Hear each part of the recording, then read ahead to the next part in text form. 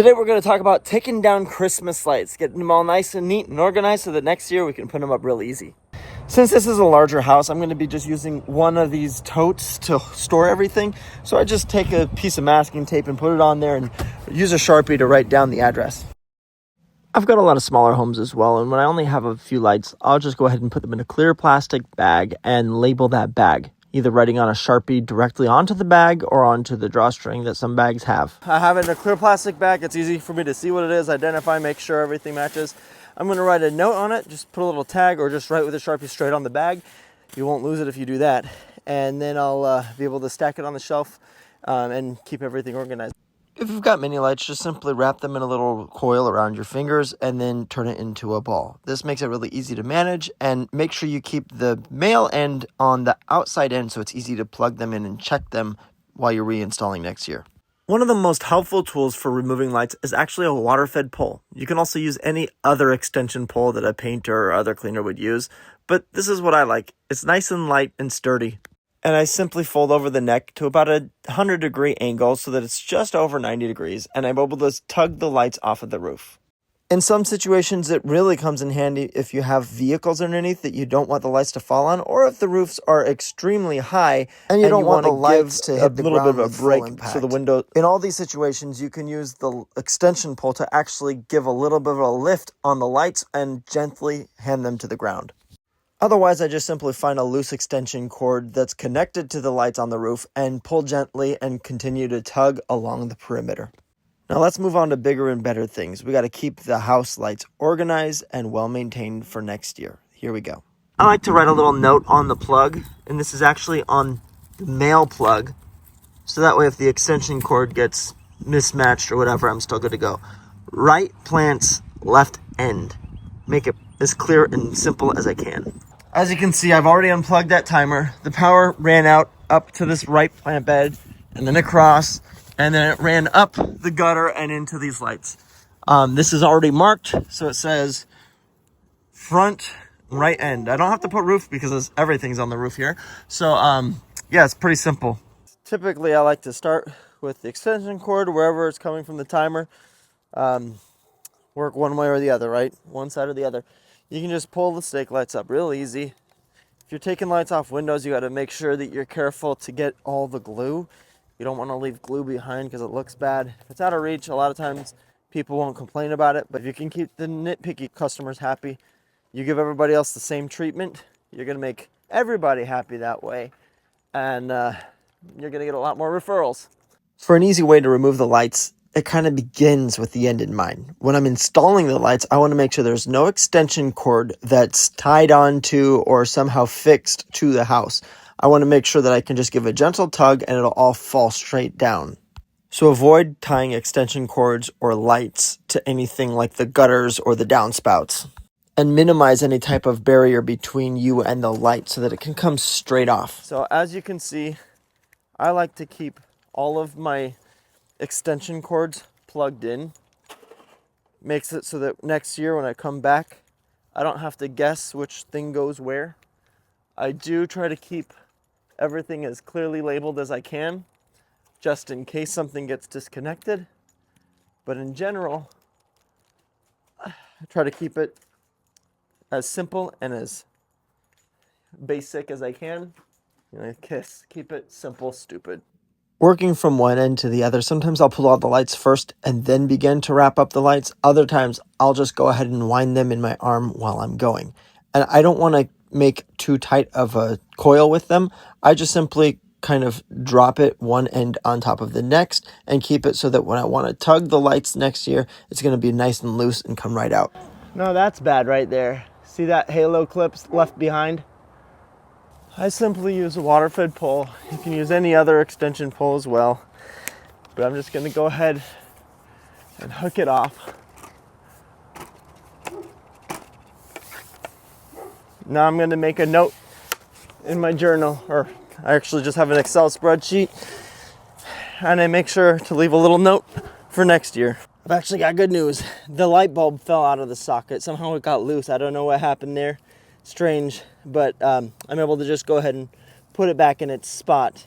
And I did want to point out, this is the peak bulb. When I install the lights, I try to mark everything I can, and I always mark the peak bulbs if I have the mind for it while I'm working. Now, if it's like 20 degrees out and I don't want to take my gloves off and I can't get the pen or it falls or something, then I gotta make sure I mark it when I take them down. But mark the peak bulbs when you can. It makes reinstalling the lights a lot easier. In the meantime, sometimes these can get stuck on the shingles. These clips is not common. Or you can have really poor socket wire, and so the back of the socket can actually fall off with any type of tension on it. And it's not common again, but there's sometimes if you get a bad spool where you'll have a few lights fall off of one house. And so when that happens, I always just mark it in my little Excel spreadsheet so that next year I also save the socket that fell off with a light bulb and the clip that were attached as an extra reminder just in case. And then next year when I go to reinstall, I know I have the sockets extra I bring with me. So that note is a great reminder. That way, I hate when that happens. Sometimes if it's really bad, if the socket wire is terrible, I'll just replace all the lights. Thankfully, that's only happened once or twice where I've had bad spools, and usually you can just replace the one or two with better sockets and it'll hold a lot better the next year. I simply take the coils of lights and just set them down carefully. And I'm just gonna stack them layer upon layer on top of that. I can't stress enough how important it is to be careful right here. When you're wrapping your lights up, you want to be careful that you're gently setting them one layer upon the next. That way nothing gets tangled up in there. This roof line, that's a female inline, and the power got dropped down to the other side of the plant bed. And so I leave that inline, the plug extension cord that's plugged into the female inline plug, I leave that attached and roll it up with that. I unplug whatever is down beneath it, whether it's, in this case, it's ground lights. I already have them in the bin. But if, say, you have multiple windows that are second floor or even first floor windows, when you drop the power down, I like to leave those extension cords in their place because sometimes the spacing or the length of them is very specific, and a couple inches can make a big difference when they're on the wrong window. You always want to make sure you have enough length, so I just keep the extension cords plugged into the roofline lights as much as I can. Watch this little trick. All down. I never have to, or rarely have to use a ladder when I get to a house where I'm taking down. Simply get the extension cord and give it a good tug. Every once in a while you get to situations where you're gonna kind of work it a little bit to get it up and over, like right here.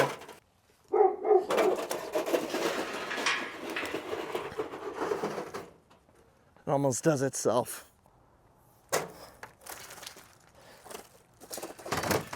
One of the benefits of using these clips, this is the tough clip, is that they're permanently attached to the socket. And so you can write little notes on there, like on here I put left end back garage. Just everything I would need to know. I typically don't need to know about this, where exactly it goes, but it doesn't hurt to have it there just in case you have somebody new with you trying to figure out where things go. Now I can just continue looping these up, keep it from getting into any tangles in it. And I'm just being very careful to keep these little sections separate from one another so that they don't get too tangled up, and I can just lay them in the bucket, and then next year when I'm ready to put the lights up, they just come straight out. All right, so I'm just getting the final little coils up here, and I'll just gently set it on top of the bucket. In this situation, I just have one really, really long run of lights. God bless LEDs. Used to be incandescent and you couldn't do this. You'd have to have like, I don't know, way too many extension cords running. So I'm just gonna set this right down on top of the rest of that. Next year, I just grab the end of it and you just start pulling and walk out. I can just pull on that and it'll all come straight out. So it's ready to go for next year. Primed and good to go. Now, this is a bigger project that pretty much fills up this bucket. I don't want to get it confused with another house. I'll just put a lid on that and store it. If I'm doing a smaller house, like if this was just the front roof line, then I would just simply take the little set of lights and drop them in a plastic bag. Now, it's always nice when you have a really simple layout on a house where it's just one side, left and right. Really easy to label that. But sometimes you get something more complex. I've got this whole entire roof line, goes across, that's the garage, then across there, and along the entire other side and around a back patio that's kind of on the side of the house. And so something like this, you gotta get a little more nuanced with how you label things. I still am doing something very simple. I'm not having to draw a huge diagram, and I am marking every single male plug that I can find. So for instance, on the end, I end right around the corner here, and right over there. And so with that, I'm just gonna write on the actual light clip, like I showed you earlier, I'm just gonna put left end front. Up here, get a little more nuance because you have 2 stories of lights. You got up there, over the patio, kind of second floor, and then across the entryway, that's kind of first floor. So I'll put, that's the left end of the front patio. So I'll put front patio L on top, that's what I'm gonna write on the actual plug there. On the part above it, oh, and I'll put first, like 1 ST. On the second part, I'll put 2 FL for second floor, and then I'm going to be starting over there. So on the male end, I'll put R end, or just R for right end. So I try to keep it as simple as I can. I'll use 2 and 1 to mark floors if there's multiple layers, and R and L for left and right. And then I put if it's front, if it's side, if it's patio or entry, I'll try to use a really brief word or abbreviation of a word to make it as clear of a code as I can. That way, I just want to make it so it's intuitive. So if I pick up the lights from the bin or the container that I'm storing them in, I can see exactly where they go and figure it out. And I typically just try to keep it as connected as I can. In this situation, like over here, I've got a peak right there, a peak right there, and the electricity, it plugs in right there, so it's not on the end. I'm plugging in the middle, basically. I got sections running all over the place, zigzagging, electricity running over that peak to the end and around the building, other pieces going up and down. So in these sections, I'll keep these all connected, and so that'll be garage. If I'm running out of space when I'm writing, I'll save the garage word for last, and if I have to abbreviate to GAR, it'll be pretty clear because garage is different than patio, different than front, different than entry. And so I just, you've got to find a system that works for you. The main thing you want to think about is in the future, if you have employees and they're going to be putting them up, you want to have a pretty clear code that you're using so that every house that you do, it's a pretty straightforward pattern. So you teach them the basic concepts, and then you don't have to reiterate it too many times before they figure it out. And it's crucial, extremely crucial, that these are labeled while you're taking them down. I like to mark each peak bulb, each male plug, and if I have a bunch of extension cords like this, I don't always label them. Like for instance, these ones, they're all the same size. I cut them all at the same time to be equal. But if I wanted to keep extra track, I would just put a digit, AA. Each section of the plug would be labeled with AA for the first plug. So A on both sides, the male and the female plug, sorry, right there. There's an extension cord that goes up there. So AA, then dropping down BB, then dropping down CC, dropping down DD, EE, FF. I think you get the idea. Anything that you can do to make sure you know which plug goes to which outlet if they come unplugged. But again, with those sections in particular, I'm going to keep them plugged together.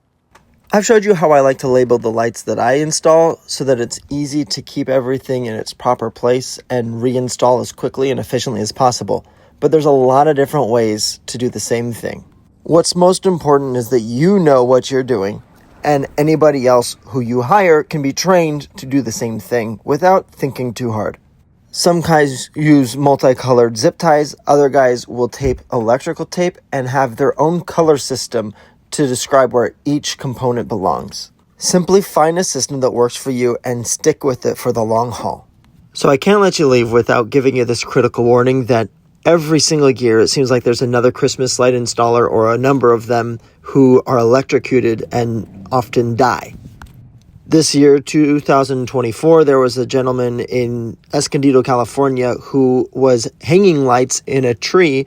There was a power cord beneath the branches, and he threw the lights over that power cord, and it bridged and got him electrocuted, and unfortunately, he did pass away.